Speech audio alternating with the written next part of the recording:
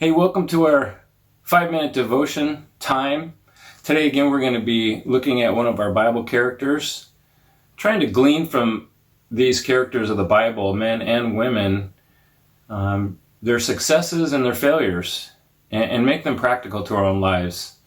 I've certainly got a lot out of it just researching, looking at the scriptures. I hope that is helpful for you. And again, at any time you can look at our archives on our website, northalbany.org, and there's almost 70 videos to check out, and we're getting them all topical, and you can use them more efficiently that way and share them as well. We're going to be looking at this Bible character, Esther. Most of us know Esther. If we're a Christian, we've read the story, and we're actually going to be looking at it as a church in the next handful of weeks on Sundays. And if you miss those or would like to stream them, you can on Facebook. But again, they'll be on our website, so you can grab a more in-depth look at Esther.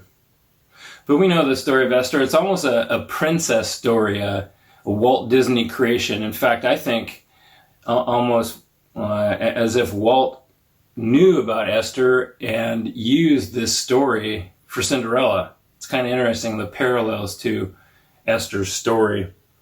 But first, to mention about Esther and her story, the author does not mention God in her account.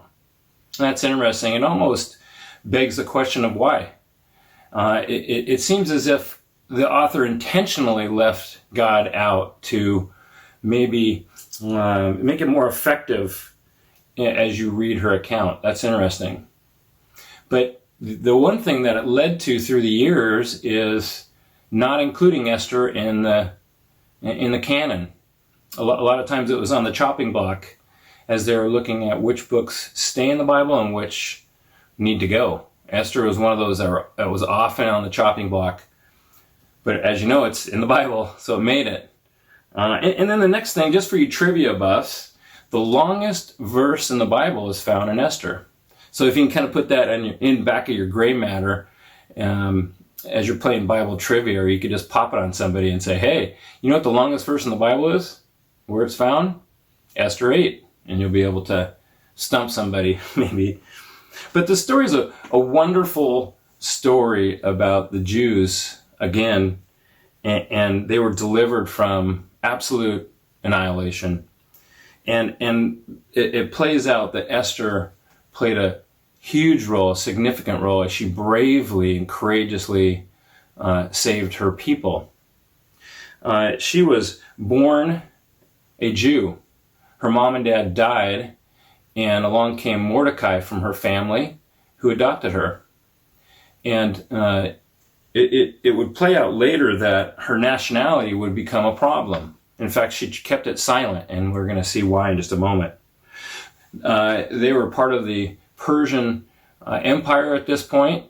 The Jews were, and King Xerxes was in power. And Esther, along with a lot of the others, were waiting to see what would happen. And King Xerxes and his bride, his queen, had some falling out to the point where she said, I'm not going to listen to you anymore. And so he said, well, you're not queen anymore. I'm going to look for somebody else. And so he throws a big beauty pageant. And here's where Esther comes in. Mordecai encourages her to be a part of this pageant. And she says, okay. And guess what? King Xerxes chooses Esther.